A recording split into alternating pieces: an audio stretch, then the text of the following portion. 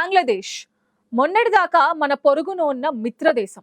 కానీ నేడు ఎటు చూసినా కారు చీకట్లు, ఎటు విన్నా గుండెలు పిండేసే ఆర్తనాదాలు.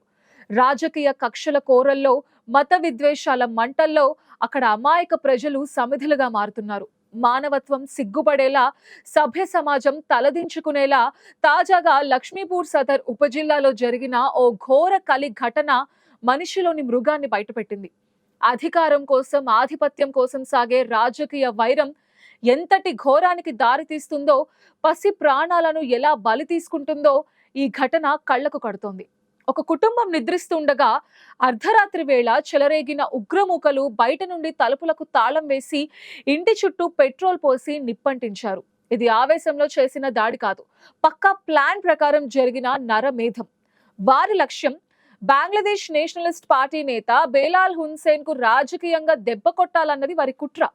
కానీ ఆ మంటల్లో బలయింది ఏ పాపం ఎరుగని 7 ఏళ్ల చిన్నారి ఆయేషా అఖ్తర్. బయటకు రావడానికి దారులు మూసుకుపోవటంతో ఆ చిన్నారి ఆ మంటల్లోనే చిక్కుకుని సజీవ దహనమైపోయింది.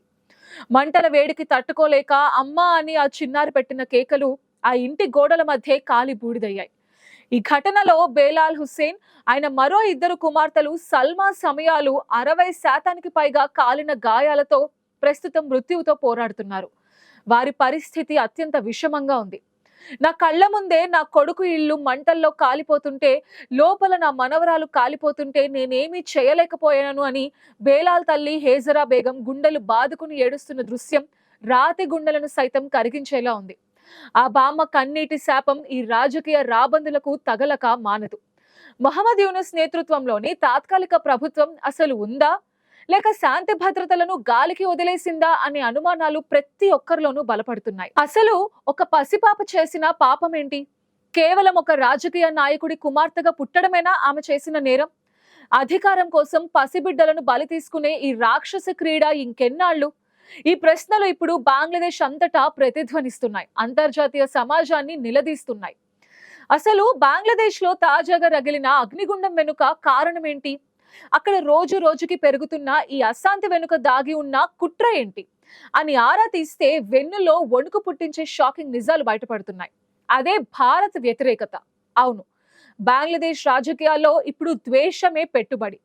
అక్కడ యువత మెదళ్లలో భారత్ పట్ల విషాన్ని నూరిపోస్తున్నారు. 1971లో పాకిస్తాన్ చెర నుండి విముక్తి కల్పించి బంగ్లాదేశ్ ఆవిర్భావానికి కారణమైన భారత్నే నేడు శత్రువుగా చిత్రీకరిస్తున్నారు. అక్కడి సోషల్ మీడియాలో జరుగుతున్న ప్రచారం చూస్తే మతిపోతుంది. బంగ్లాదేశ్ నుండి కరెంటు కొనకపోతే భారత్ అడుక్కు తింటుంది, భారత్ ఆర్థిక మనుగడ బంగ్లాదేశ్ మీదే ఆధారపడి ఉంది వంటి పచ్చి అబద్ధాలను, అసంబద్ధమైన వాదనలను ప్రచారం చేస్తూ అమాయక యువతను రెచ్చగొడుతున్నారు.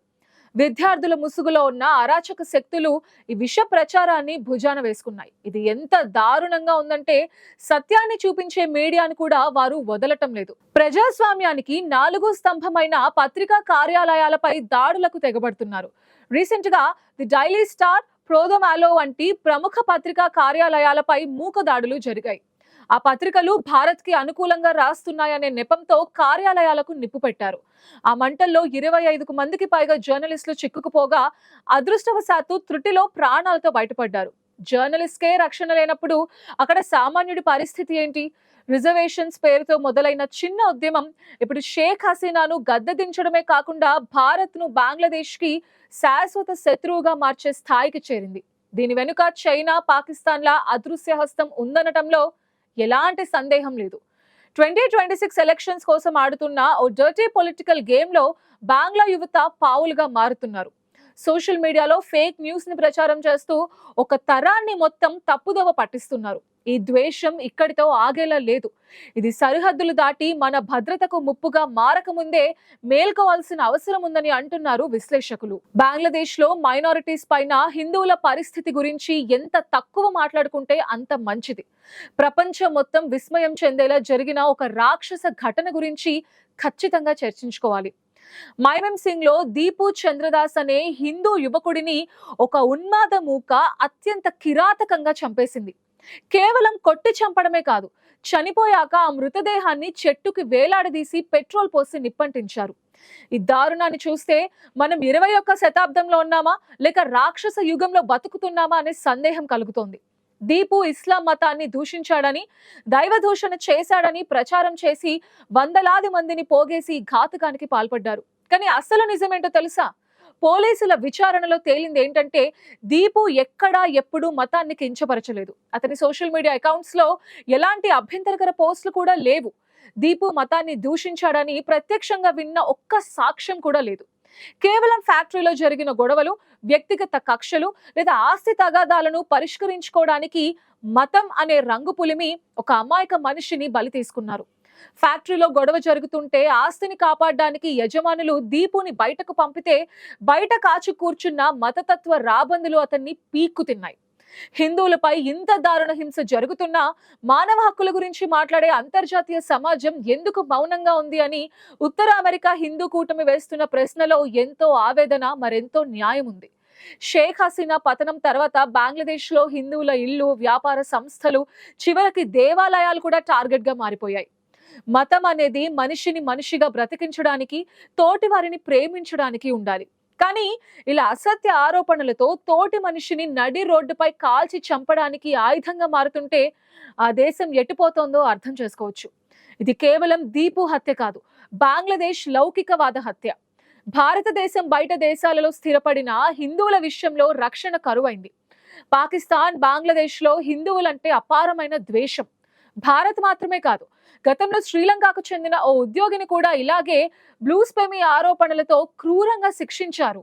ఈ అల్లర్ల వెనుక, ఈ అశాంతి వెనుక దాగి ఉన్న అతిపెద్ద కుట్ర గురించి చూస్తే బంగ్లాదేశ్ ఇప్పుడు మరో పాకిస్తాన్ లా మారుతోంది. అక్కడి పరిణామాలు చూస్తుంటే ఈ సమాచారం నిజమే అని అనిపిస్తోంది. బంగ్లాదేశ్ వ్యవస్థలను కుప్పకూల్చి దాన్ని ఒక ఇస్లామిక్ ఛాందసవాద దేశంగా మార్చేందుకు పావులు కదులుతున్నాయి. విద్యార్థి నాయకుడు షరీఫ్ ఉస్మాన్ హాదీ హత్యను అడ్డం పెట్టుకుని మళ్లీ భారత్ పై బురదని చల్లుతున్నారు. హాదీని చంపిన నిందితులు భారత్ కు పారిపోయారని, భారత్ వారికి ఆశ్రయం ఇస్తోందని నిరాధారమైన, హాస్యాస్పదమైన ఆరోపణలు చేస్తున్నారు. జమాతే ఇస్లామీ వంటి తీవ్రవాద భావజాలం ఉన్న సంస్థలు ఈ మంటల్లో చలి కాచుకుంటున్నాయి. నోబెల్ శాంతి బహుమతి గ్రహీత మహమ్మద్ యూనస్ నేతృత్వంలోని మధ్యంతర ప్రభుత్వం అల్లరి మూకలను అదుపు చేయడంలో, శాంతిని స్థాపించడంలో దారుణంగా విఫలమైంది. ఒక రకంగా చెప్పాలంటే ప్రభుత్వం చేతులెత్తేసింది. ఇప్పుడు వీధుల్లో పోలీసుల కంటే రౌడీలదే రాజ్యం నడుస్తోంది. చట్టం తన పని తాను చేయడం లేదు, మూకలే చట్టాన్ని చేతిలోకి తీసుకుంటున్నాయి. భారత హైకమిషన్ కార్యాలయాల వద్ద నిరసనలు, సరిహద్దు వివాదాలు, తీస్తా నదీ జలాల గొడవలు ఇవన్నీ కావాలని సృష్టిస్తున్న అలజడి. దీని వెనుక చైనా, పాకిస్తాన్ల పరోక్ష సహకారం ఉందన్నది కాదనలేని సత్యం. బంగ్లాదేశ్ ను భారత్ కు దూరం చేసి చైనా కౌగిలిలో బంధించాలన్నది వారి ప్లాన్. షేక్ హసీనా హయాంలో జరిగిన అభివృద్ధిని, భారత్తో ఉన్న మైత్రిని పూర్తిగా చెరిపివేసి బంగ్లాదేశ్ ని మధ్యయుగపు చీకట్లోకి నెట్టేస్తున్నారు. షేక్ హసీనాని భారత్ నుండి రప్పించి ఉరితీయడమే లక్ష్యంగా ఈ హింసను కొనసాగిస్తున్నారు. బంగ్లాదేశ్ ప్రజలు, ముఖ్యంగా యువత ఈ విష ప్రచారంలో కొట్టుకుపోకుండా నిజ నిజాలు గ్రహించకపోతే ఆ దేశం మరో ఆఫ్ఘనిస్తాన్ లేదా పాకిస్తాన్ లా మారటానికి ఎంతో టైం పట్టదు. మన పొరుగున మండుతున్న ఈ చిచ్చు రేపు మన ఇంటికి అంటుకోక ముందే భారత్ కూడా సరిహద్దుల విషయంలో, మైనారిటీల రక్షణ విషయంలో మరింత అప్రమత్తంగా, కఠినంగా వ్యవహరించాల్సిన సమయం ఆసన్నమైంది. ఇది కేవలం బంగ్లాదేశ్ సమస్య కాదు, దక్షిణాసియా భద్రతకే సవాల్గా మారే ప్రమాదం ఉంది.